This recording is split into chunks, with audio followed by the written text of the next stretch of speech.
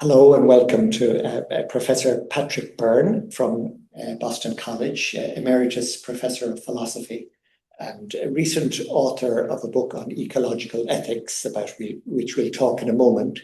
But Patrick was also here in Rome with a group of professors from Boston College who've been doing a one-year fellowship on Catholic identity of the university, integrating Catholic values into their diverse disciplines, with the special use of Bernard Lonergan. That is both Pat and myself have specialized in as an academic focus.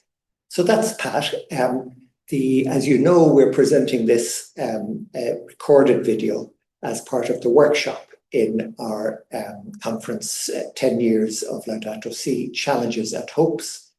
And this is the workshop, the future of theology in such a context, promoting integral ecology. So you'll note that, of course, Pat is a philosopher, but I think we all cannot agree, without good philosophy, there will not be good theology. But Pat also has theological thoughts. So in part it's Pat and it's part me. So this is we're both going to talk a little bit about some thoughts that we have to prompt the longer discussion in this workshop, the future of theology in an age of integral ecology. So Pat, if we could start, can you tell us a little bit about your book, about yourself, but about your book on ecological ethics? Sure. Thank you for inviting me to be part of this conversation, this conference.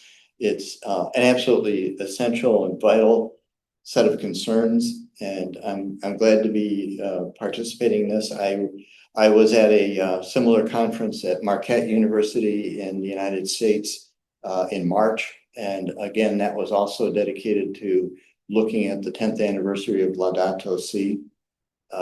My book, which was just published, it actually just came out in March of 2024, is entitled Toward Environmental Wholeness. And the foundational word there is wholeness. And in the book, I take up the history of efforts to think about ethical responses to the environment, and particularly ethical responses to the environment as the field of environmental science began to develop. The field of environmental science and the field of climate science is just barely 100 years old. And among other things, the scientists had to face the question of how can I, as a chemist, as a physicist doing spectroscopy, as a geologist studying the formation of limestone under the oceans, how can I take the work of my colleagues from very different disciplines and bring those different diverse findings together to get an understanding of a whole that has all those parts to it. And methodologically, this was a challenge. Scientists who were trained, for example, to do laboratory botany suddenly found themselves trying to do botany in an environment where all the controls were let loose. They couldn't keep things in test tubes. They couldn't keep things in refrigerators and sealed cases to control for variables. They were out in an environment where all the variables were being mixed up all together. So it was a real challenge to start to think not in a very highly specialized fashion, but in a holistic fashion. So the first part of my book is tracing how scientists and then ethicists were faced with a challenge of how do you think about a dynamic whole, a whole that's very complex, a whole that's very hard to understand, a whole that has mineral and atmospheric and hydrological and botanical and animal and human variables all mixing together. And so it's been a very fascinating thing to just learn the history of how the scientists overcame that. And if I can jump ahead to the occasion for this conference, what I found most compelling, I think most people find most compelling in Pope Francis's Laudato Si, is what he calls integral ecology. And integral means looking at a whole. And while the scientific community was following its methods to understand this complex, dynamic, interacting whole that involves not only natural environments but human activities, Pope Francis especially brought together the fact that the whole includes a divine participant, God. And so Pope Francis, of course, thinks of the integral ecology as three fundamental components. So there's God, there's the natural environment, and there's humanity in their proper relationships to one another.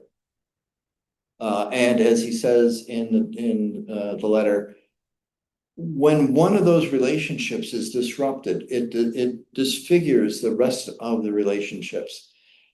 So thinking about that whole is of the utmost importance for theology. I would say I am a philosopher, but I have some theological training and I have done some writing in topics related to theology. So I can't make big pronouncements about what theology ought to be doing, but it seems to me, especially in light of Laudato Si, learning how to think holistically of the divine partner and the relationships between the divine partner, the human partners, and the natural environment partners, and their proper relationships to one another is really, really important. What I've done in the book is to think about how to bring together thinking ethically and scientifically. Now, for a variety of reasons, some very good ones and some oversimplified, there's a tendency to think that if we're doing science, we leave values aside. And if we're doing values, that's a more subjective thing and it doesn't really have anything to do with scientific method. What I've tried to do, drawing on what I've learned from my many years of studying the work of Byrne and Lonergan, is to show that there's a trajectory of thinking where our ethical thinking begins with properly understanding the situation that we're in. And that a great deal of harm happens when people have misunderstood situations and gone ahead and done what they think are pious moral activities without properly understanding the realities that they're in. Science plays an important role in helping us understand the realities we're in, but science is not the total understanding of all the realities we're in. And science doesn't give us the methods for thinking ethically about once we have a scientific understanding of our environment, whether it's natural or the water or the air or the changes in the climate temperature and all the complexities that brings about. Science doesn't tell us how to think ethically about that. And I've tried to develop a way of thinking about how we've got a responsibility for understanding the whole scientifically, and then understanding the whole of the sphere of values and their proper relationships to one another, and that we have to bring those two together. And in the book, I develop how I think Lonergan has given us some guidance for doing that. Great. Yeah.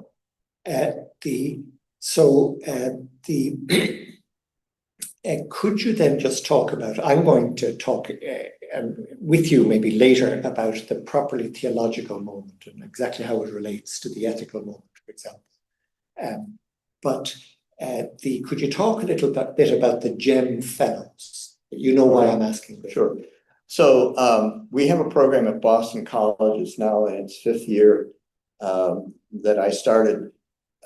It invites people and our faculty and staff at Boston College to come together, and we meet in a spring semester for a seminar. We meet for 6 sessions, and it's an introduction to help them think about the mission of Boston College, which itself is an endeavor to understand the relation between intellectual advancement, intellectual excellence, and disciplines, and to care for the members of the community, especially our students, and the Catholic and religious dimension of the university, to think about that mission statement, we have an uncommonly long mission statement, which brings those components into a vision, which is certainly to say only a vision, not yet the whole university.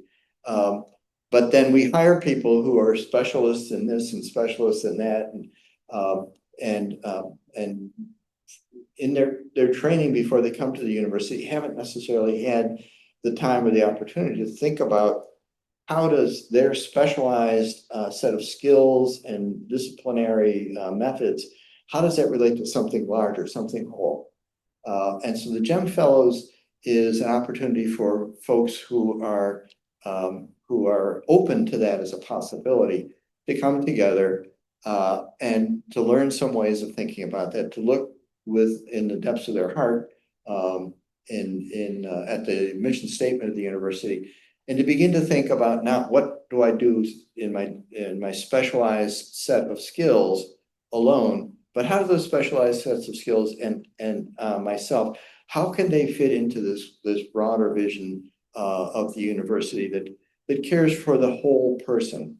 So we use the phrase cura personalis at Boston College, and that means that we take seriously both the students' ethical and social development, their religious development, their spiritual development, and their intellectual development. That's a tall order, and certainly in the 20th and the 21st century, universities have gotten away from even any idea of how to go about doing that.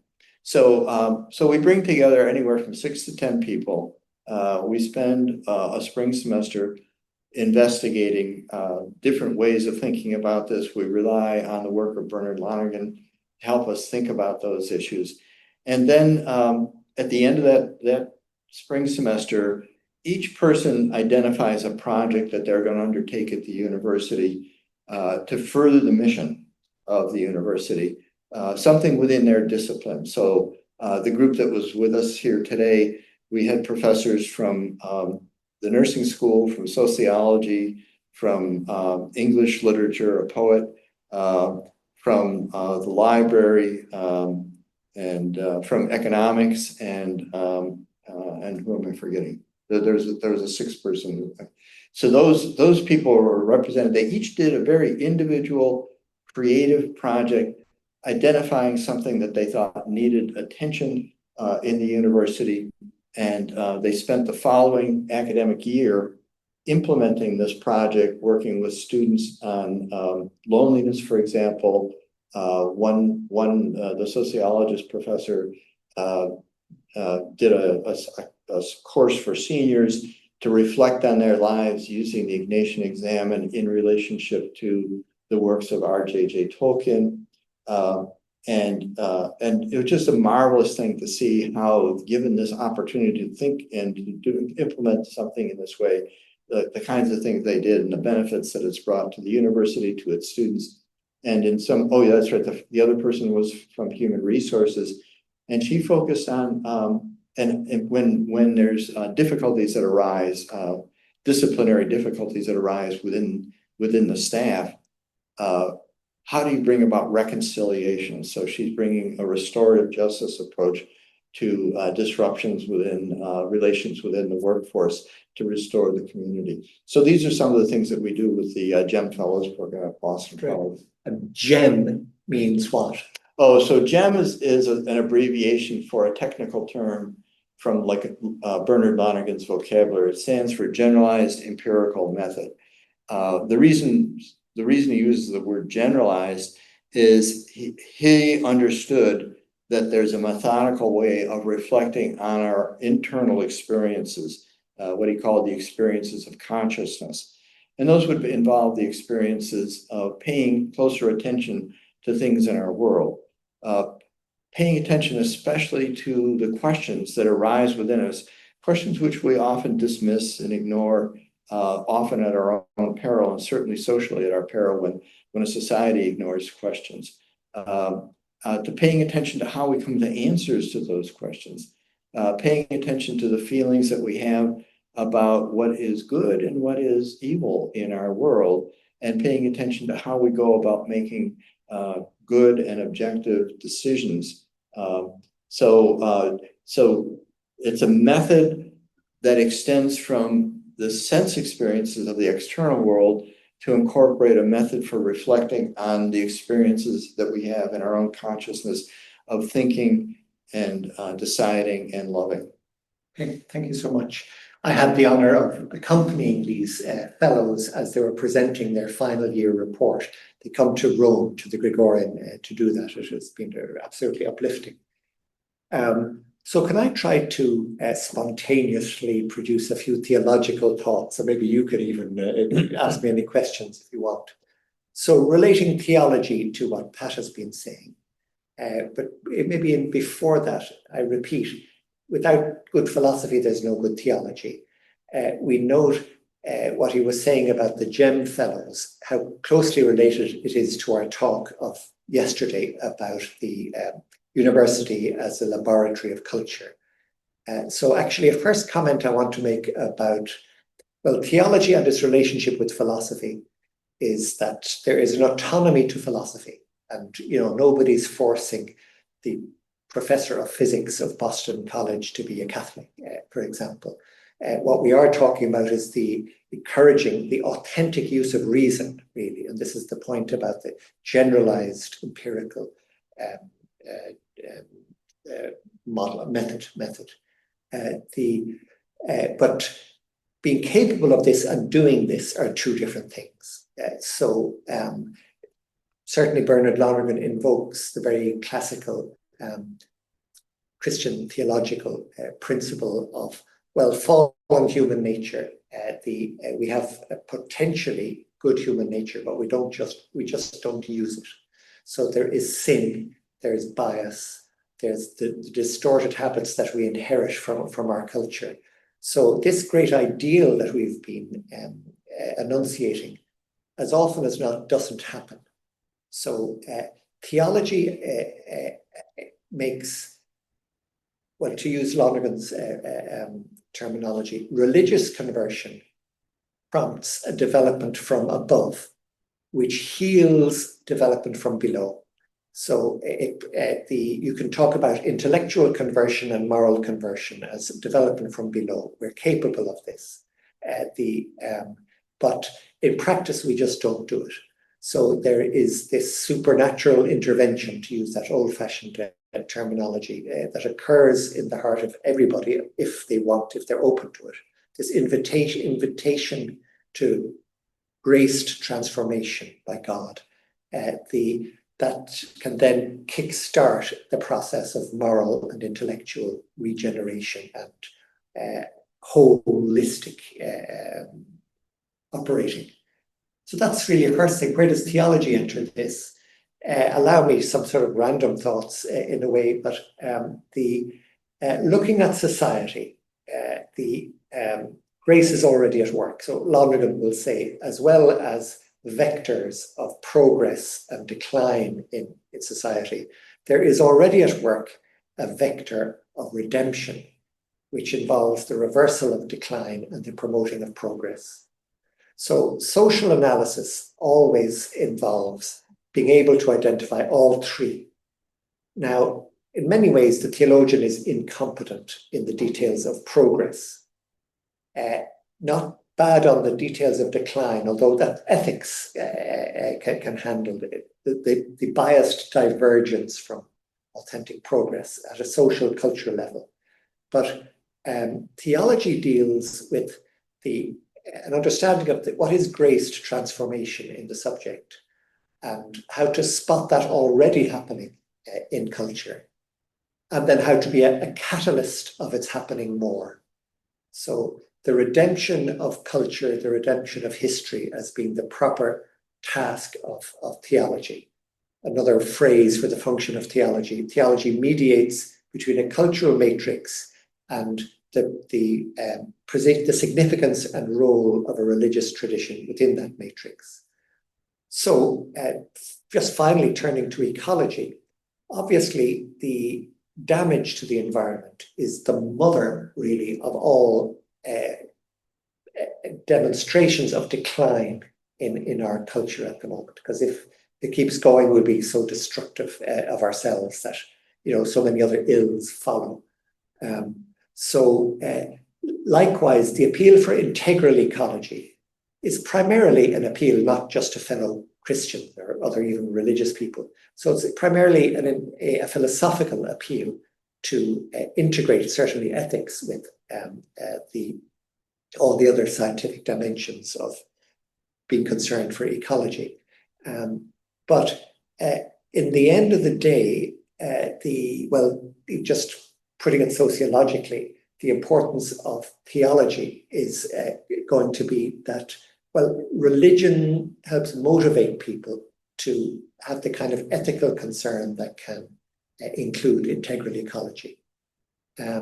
Just two more points, if I may. What about the state of theology? Is Catholic theology, Christian theology, ready for this task of really integrating a rather central concern for integral theology? Obviously, we're talking about eternal things as well in theology and Jesus Christ, but integral ecology has to be very important in theology. A couple of principles from Lonergan, two phases of theology. Theology has to retrieve the tradition and it has to mediate it to culture. But it's a mediation. So likewise, listening to culture has to influence the manner of retrieving of the spiritual tradition. Now, I just have a very exaggerated statement to make, or a concern to express. I fear that the state of Catholic theology at the moment can be divided between those who do the first phase and those who do the second phase. Between perhaps the theology departments of Catholic universities and the seminaries. So the Catholic universities can be very attentive to the signs of the times, but how anchored are they in the religious tradition and the nourishment in this flexible, ongoing way that can come from a command of the tradition. And then, of course, conversely, in a place like the Gregorian University, the more seminary mentality, there is still an obstacle, not just to ecology, but to considering the signs of the times as a source of theology on par with scripture and tradition. So can you be equally scientific when you are engaging in a theological response to ecological questions as when you're studying some church father of the past? So that's my 2 cents into this discussion. So if you have anything to add, Pat? Well, as I said earlier, I'm not in a position to make any pronouncements about what theology should or should not be doing. But maybe I could add just a bit to it, what Father Whelan was just saying about theology's role in addressing particularly the challenge of climate change and the environmental crisis.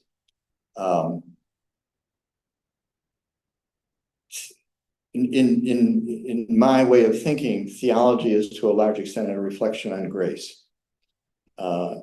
And grace primarily as the gifts of the Holy Spirit and the gifts of our Lord Jesus Christ, to bring something into the world that the world could not do by itself and could not continue to exist without.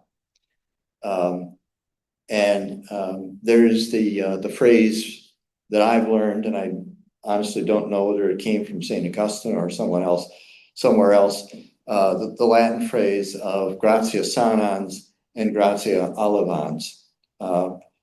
The way I understand those in translation into English, it's the grace that heals, gratia sanans, and the grace that uplifts, gratia allevans. And I think in Laudato Si, Pope Francis's vision of integral theology is very deeply informed by both of those. So let me say how that works. Very central to Pope Francis's message in Laudato Si is that what Catholicism and Christianity, and I think also Judaism, bring to the conversation that often can be a conversation among scientists and people in the secular, political, social, economic world, very secularized. What Christians, Catholics, and other religious people bring to the conversation is, as he says, the notion of creation. Essential to the notion of creation is that what God pronounces on the seventh day, and God saw that everything was very, very good. And it's up till then, everything has been good, but only when the wholeness was completed was God able to pronounce it to be very good. So there's a goodness about the wholeness of creation. And creation understood not just as the natural world or even the natural and human world, but creation understood as being what it is because it has a relationship to the infinite goodness of God. So God saw that it was wholly good, and God saw that that holy goodness was related and intrinsically dependent on the unrestricted goodness of God. Now, what Pope Francis says, this brings something to the conversation that is beyond the scientific discussion. It brings for people who can really tune in to the grace that's the grace of uplifting, is that everything in the world has a preciousness to it. Everything in the world has its own intrinsic value, but that intrinsic value is related to a value that's greater than everything else. Now, one of the things that happens in discussions in ecological ethics is that people who become very inspired to work in this field tend to become a little romantic about it, in the sense that nature is pristine, and it's good, and human beings do nothing but are predators to it and harm it. That's not envisioning a wholeness. The wholeness of the integral ecology that Pope Francis, maybe he will be St. Francis, but Pope Francis has put forward is that there's a goodness to the whole as the way it is in God's created order. Now, among the created order is the fact that that animals feed off of plants. And in the animal world, some animals are prey and some animals are predator. There's a lot of violence in the world. And yet, and we get a hint of this in Genesis, where among the things that are created in the sixth day is the Leviathan, this great sea monster. And that's part of the whole goodness as God understands it. And so we have to understand the goodness of the whole as a goodness that involves some things that we might think, well, God wouldn't have created a violent world. Well, God did create a world in which there is violence and predation. And that's a very mysterious kind of goodness, that God can bring a whole goodness out of things that have some violence to it. And so then that puts the human interaction with the natural world in a very strange and mysterious and complicated and challenging way to understand. Human beings are not extrinsic to nature. Human beings are part of that created order that God uplifts, and grace brings to us as human beings the possibility of thinking about that whole as a goodness that has a profound sacredness to it. And that makes us think about how our responsibility to that natural world is different. As far as gratia sanans, the grace that's healing, for many people who are involved in caring for the environment and caring for the world, and especially that are concerned about the impending crisis or the present crisis of climate change, they can become quite despairing and say, everything I do gets shot down, it doesn't matter, there's no hope. Well, in Laudato Si, Pope Francis talks about hope in 11 different places. That the emphasis on the goodness of creation is more noticeable because he really showcases it very prominently when he's talking about integral ecology. But he also talks about hope. And there's Father Whelan and I had a conversation earlier about the difference between optimism and hope. And there's, of course, many different ways of saying what that difference is. But what's specific to the Christian hope is the hope that, to the extent that we think seriously and we work to understand things as best we can and as accurately as we can, And we work to try to understand as best we can what we are called to do in our particular circumstances, whether we're a scientific researcher or a teacher of theology or an engineer working in the electrical business or a person in banking or a person raising children. Whatever we do, if we do it with the most serious thoughtfulness we can, and the most serious thoughtfulness about what the right thing to do in response to the realities of our situation, that God is going to take that and put it into an order that's a good order. And for that, we need hope. And the gift of hope is the hope that God will make out of our best serious efforts at thinking and acting and loving what we ourselves could not make. Great, thank you very much.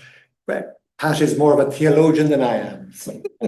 I don't think that's true. Just two thoughts. Intrinsic in what you're saying is the role of the human person in the order of creation. For those of us who believe that God became a human and that there is a day of judgment, there's an eschatological fulfillment, the elevation not only of humans but of all creation. Christ will become all in all.